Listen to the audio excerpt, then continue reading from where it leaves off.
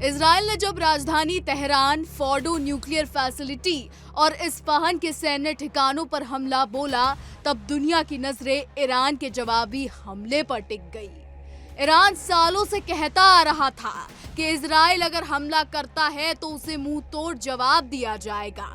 इस बार इजरायली हमला शुरू होने के बाद ईरान के सुप्रीम लीडर आयतुल्लाह खामनेई ने कहा कि इजराइल को बेबस बना दिया जाएगा, और ईरान ने वही किया है जिसे वो सालों से दुनिया को आगाह करता आ रहा था। उसने इजराइल के खिलाफ बैलिस्टिक मिसाइलों की झंडी लगा दी है। ईरान रेवोल्यूशनरी गार्ड्स कॉर्प्स यानी IRGC ने एक साथ 200 से ज्यादा मिसाइलें और ड्रोन दागे। इनमें से कई मिसाइलें मध्यम दूरी की थी, जिनकी मारक क्षमता 1000 से लेकर 2000 किलोमीटर के बीच है। ईरान एक बार में कम से कम 150 से ज्यादा मिसाइलें इजराइल पर दाग रहा है। इजरायली एयर डिफेंस पूरी ताकत लगाकर उनमें से 99% से ज्यादा मिसाइलों को नष्ट कर देता है। फिर भी 5 से 7 बैलिस्टिक मिसाइलें गिरती ही हैं, जिससे इजरायली क्षेत्र में तबाही मच जाती है। हालांकि एक्सपर्ट्स का कहना है कि इजराइल ने बहुत हद तक ईरान की बैलिस्टिक मिसाइल बरसाने की क्षमता को नष्ट कर दिया है।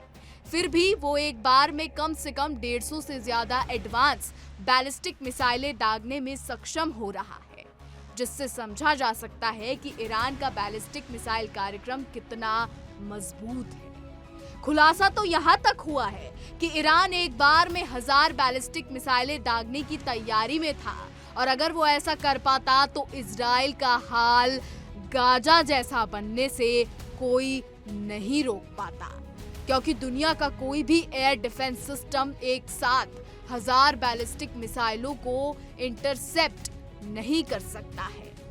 वहीं इजरायली सैन्य अधिकारियों ने कहा है कि ईरान ने अब तक इजराइल पर करीब 300 से 400 से पैच वहीं इजरायली सैन्य अधिकारियों ने कहा है कि ईरान ने अब तक इजराइल पर करीब 300 से 400 तक बैलिस्टिक मिसाइलों से हमला किया है, जबकि उसके भंडार में 3000 बैलिस्टिक मिसाइलें हैं, यानी इजराइल काफी मुश्किल में है। मीडिया से बातचीत में इस्लामिक रेवोल्यूशनरी गार्ड कॉर्प्स के 2 सदस्यों ने कहा कि ईरान ने मूल रूप से ईरान पर इजरायली हमलों के जवाब में इजराइल पर 1000 बैलिस्टिक मिसाइलों को लॉन्च करने की योजना बनाई थी, लेकिन इजरायली हमलों की वजह से ऐसा नहीं हो पाया। इजराइल की मजबूत वायु रक्षा प्रणालियों में आयरन डोम शामिल है, जो कम दूरी के खतरों के लिए है। आयरन डोम दुनिया की सबसे प्रभावी वायु रक्षा प्रणालियों में से एक है। आपको बताते चले कि इसमें कोई शक नहीं है कि इजराइल अंत तक ईरान को इतना ज्यादा नुकसान पहुंचा देगा कि उसका परमाणु कार्यक्रम कई साल पीछे चला जाएगा। लेकिन इसमें भी कोई शक नहीं है कि इजराइल को ऐसा नुकसान पहुंचेगा जिसकी भरपाई नहीं हो सकती है।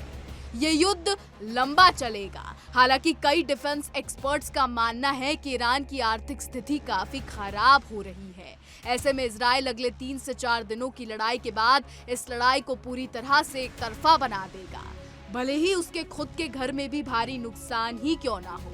इसके अलावा ईरान का शीर्ष नेतृत्व का भी सफाया हो सकता है, जिससे अंत में सत्ता परिवर्तन का रास्ता भी खुल सकता है।